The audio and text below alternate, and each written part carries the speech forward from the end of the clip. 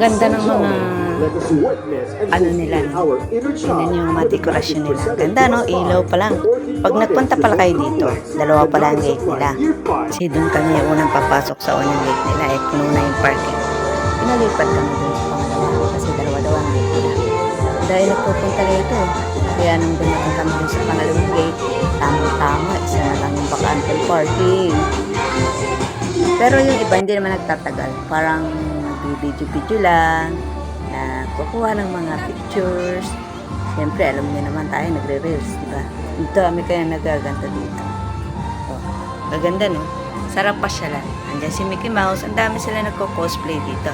Siyempre, pag nagpa-picture ka, magtitip ka. May tip box sila eh. Dami, no? Ganda ng mga pailaw nila, oh.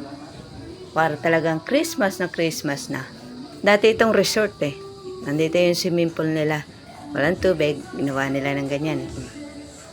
Ganyan na magaganda, di ba? O, ano pa hinihintay nyo? Pag maganda, puntahan. Namalat pa ako, no? Diyan sa baba na yan yung pool nila.